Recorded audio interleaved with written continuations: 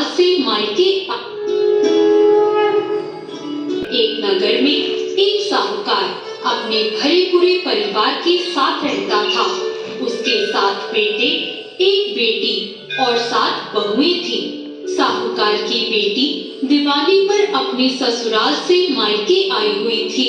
दिवाली पर घर को लीपना था, इसलिए सारी बहुएं जंगल से मिट्टी लेने गई। साहूकार की बेटी भी अपनी भाभीयों के साथ चल पड़ी।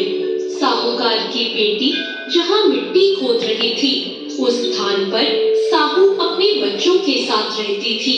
मिट्टी खोदते हुए गलती से साहूकार की बेटी की खुरपी की चोट से साहू का एक बच्चा मर गया। इस पर क्रोधित होकर साहू ने कहा, मैं तुम्हारी कोख बांधूंगी।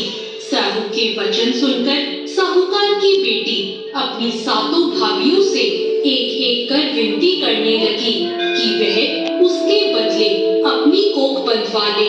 सबसे छोटी भाभी अपनी ननद के बदले अपनी कोख बंधवाने के लिए तैयार हो गई।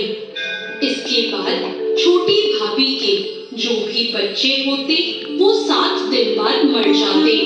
7 पुत्रों की इस प्रकार मृत्यु होने के बाद उसने पंडित को बुलाकर इसका कारण पूछा। पंडित ने सुरही गाय की सेवा करने की सलाह दी। सुरही गाय सेवा से प्रसन्न हो जाती है और छोटी बहू से पूछती है कि तू किस लिए मेरी इतनी सेवा कर रही है और तू मुझसे क्या चाहती है।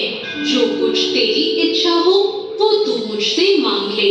साहूकार की बहू ने कहा, स्याहू माता ने मेरी कोख बांध दी है, जिससे मेरे बच्चे जीवित नहीं बचते। अगर आप मेरी कोख स्याहू माता से खुलवा दें तो मैं आपका उपकार मानूंगी। गाय माता ने उसकी बात मान ली और उसे लेकर 7 समुंदर पार स्याहू माता के पास चल पड़ी।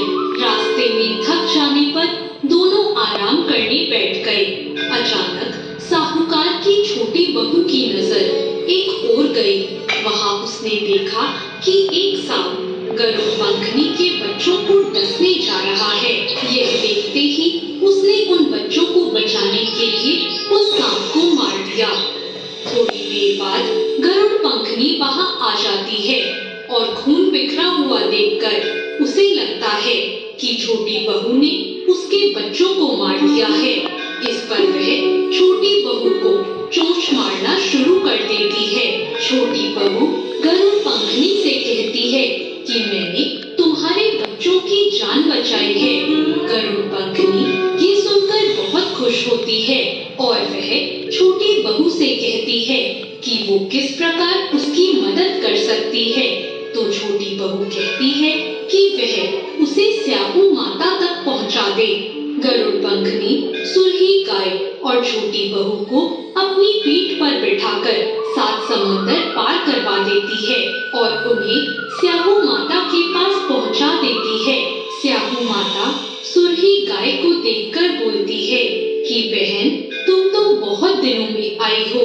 फिर उन्हें कहती है कि मेरे सिर में बहुत जू पड़ गई है। तब साहूकार की बहू सलाई लेकर उनकी जुएं निकालती है, जिससे स्याही माता खुश हो जाती है और बोलती है कि तूने मेरी बहुत जुएं निकाली है, इसलिए तेरे 7 बेटे और 7 बहुएं हों। तब बहू बोलती है कि माँ, मेरे तो एक भी बेटा नहीं है, 7 कैसे होंगे। स्याहू माता पूछती है, क्या बात है। तब बहू बोलती है, आप वचन दो तब मैं बताऊं। तो स्याहू माता उसे वचन दे देती है। तब बहू कहती है कि आपने मेरी कोख बांध रखी है, मेरे बच्चे नहीं जीते। यह सुनकर स्याही माता बोलती है, तूने तो मुझे ठग लिया। मैं पहले तेरी कोख नहीं खोलने वाली थी, पर अब मुझे तेरी कोख खोलनी पड़ेगी। जा, तेरे 7 बेटे और 7 बहुएं होंगी। तू घर जाकर अष्टमी की पूजा करना और उसका उद्यापन करना। बहू लौटकर घर आई तो उसके 7 बेटे और 7 बहुएं थी।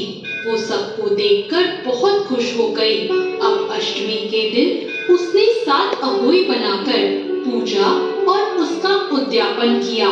उधर उसकी जेठानियां आपस में बात करने लगी कि जल्दी जल्दी अहोई माता की पूजा कर लें, नहीं तो सबसे छोटी बहू अपने बच्चों को याद कर कर रोने लग जाएगी।